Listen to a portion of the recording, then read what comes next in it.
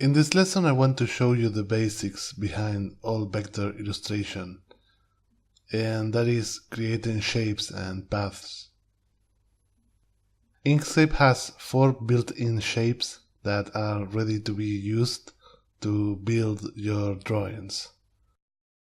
You have the rectangle, the ellipse, the star, and the spiral.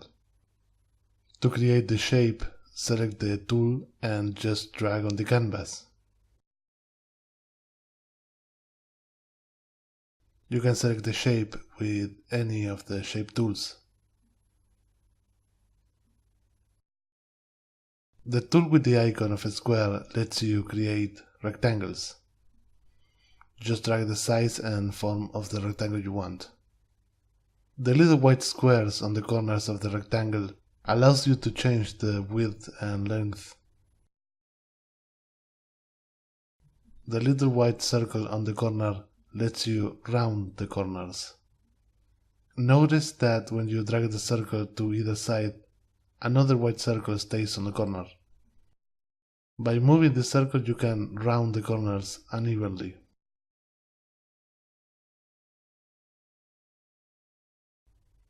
On the tool controls bar, there are some panels with numbers.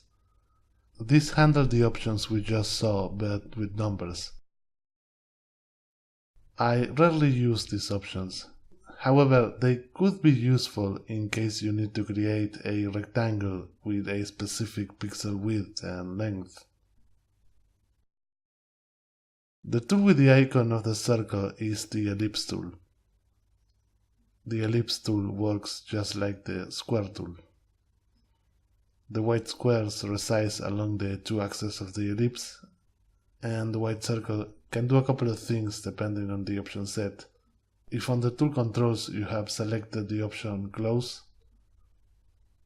the ellipse will act as if you were cutting from the center. If the option open is selected, the ellipse will behave just like if it were an open path. The other useful option in the bar is the last icon. That will close the ellipse. The other tools are the polygon tool, which allows you to create stars, or the spiral tool to create all forms of spirals. These tools are useful mostly in specific situations, whenever you need a star or a spiral. In reality, you'll be using the rectangle and the ellipse tool 99% of the time. So here's a quick overview of both. The star has 2 important options in the tool controls bar. One that creates polygons and another that creates stars. Depending on which one you have selected, the rest of the options will be different. With the polygon option selected, you have the quantity of corners as well as roundness and one last value that changes the position of the corners in the polygon at random. The star has the same options as the polygon, but adds a numeric input for the inner ratio, which you can modify with the white squares.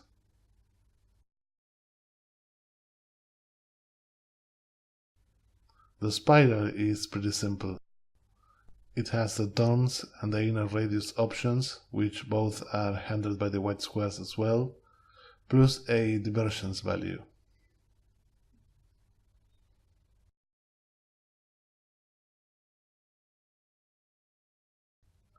The next 3 tools let you create paths directly, instead of built-in shapes.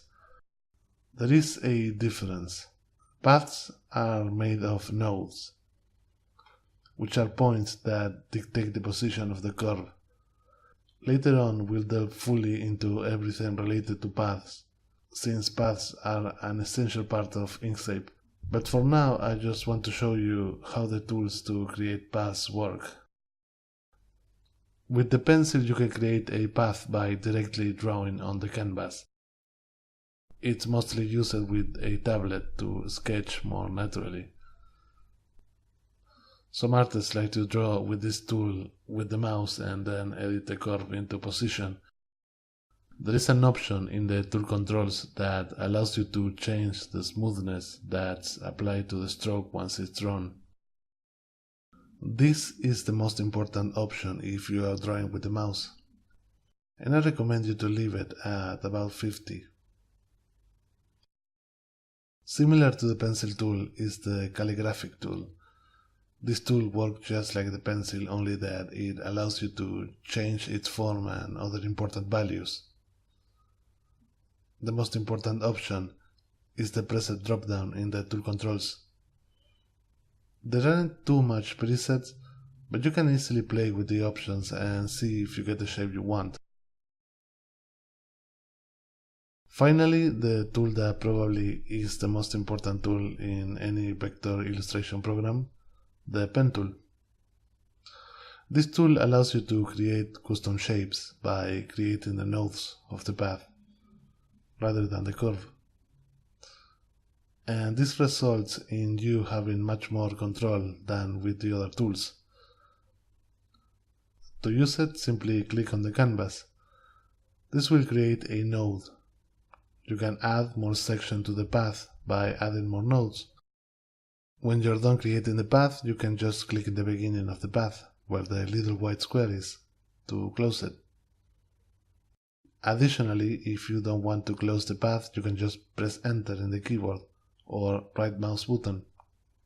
You usually leave a path open to use it as a line rather than a shape. If the path is open and selected, you can continue editing by clicking on one of the ends and adding more sections.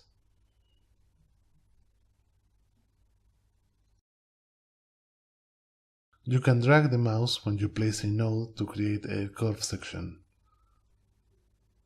Depending on where you drag, the curve will be different. And you can do this with all the points you want.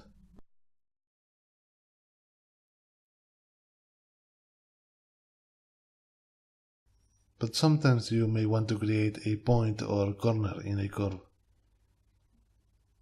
To do this, hold Shift while you're dragging the node, and this will give you access to the handle. We'll see more about handles in a later lesson. Then move the handle to where you want to and release the mouse button. This will create a break in the flow of the path. This way you can not only create corners, but also straight sections after a smooth node. Now I realize that it may take a while before you get a feeling for the correct handle position for the curve you want. So an easier way to create corners and straight sections after smooth nodes is to simply deselect momentarily the curve using right mouse button, and then continue by appending the rest of the curve from the end.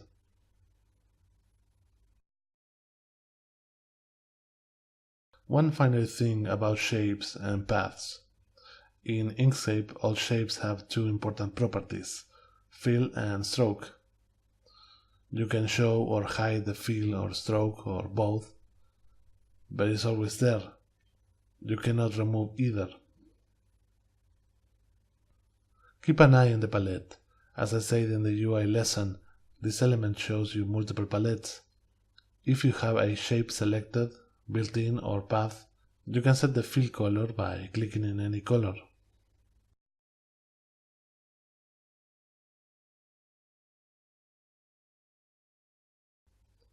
You can also hold Shift and click to set the color of the stroke, which is black by default.